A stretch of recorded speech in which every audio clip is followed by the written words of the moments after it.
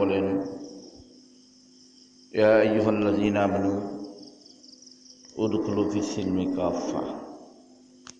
আল্লাহ বলতেছেন, হে মুমিন সম্প্রদায়, তোমরা পরিপূর্ণ ইসলামের ভিতরে দাখিল হয়ে যাও। ইসলাম কাহাকে বলে? আল ইসলামু লা ইলাহা ইল্লাল্লাহ মুহাম্মাদুর রাসূলুল্লাহ সাল্লাল্লাহু আলাইহি সাল্লাম। যে লা ইলাহা ইল্লাল্লাহ মুহাম্মাদুর রাসূলুল্লাহ সাল্লাল্লাহু আলাইহি সাল্লাম, রাসূলুল্লাহ সাল্লাল্লাহু আলাইহি সাল্লাম বলেন, মান ক্বালা লা ইলাহা ইল্লাল্লাহ ইয়াগফিরুল্লাহু যুনুবাকুম। যেই ব্যক্তি লা ইলাহা ইল্লাল্লাহ মুহাম্মাদুর রাসূলুল্লাহ সাল্লাল্লাহু আলাইহি সাল্লাম মনের থেকে খাস দিলে পাঠ করবে, আল্লাহ রাব্বুল আলামিন সে ব্যক্তির পিছনে গুনাহগুলো মাফ করে দেবে। তাই আমরা ইসলামের ভিতরে এমনই ধোঁকাবাজি শুরু হয়েছে যে ইসলামের নাম দিয়া ইসলামের কাজ করে, কিন্তু সমস্ত কাজগুলো হচ্ছে ইহুদি খ্রিস্টান নাসারা এদের চক্রান্তে।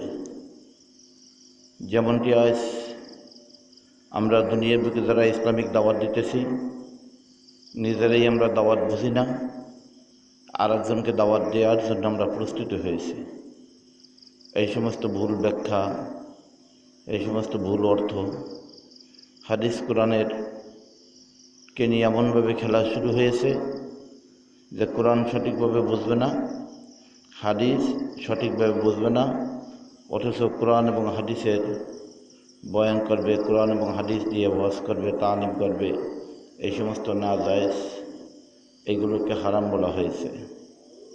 তো আমরা যারা আছি, আমরা প্রত্যেকে সেই সমস্ত জিনিস থেকে হেফাজত থাকার জন্য চেষ্টা করব। কু আনফুসাকুম ওয়া আহলিকুম নারা। আল্লাহ বলে যে তোমরা সকলেই জাহান্নামের আগুন থেকে বাঁচার জন্য চেষ্টা করো।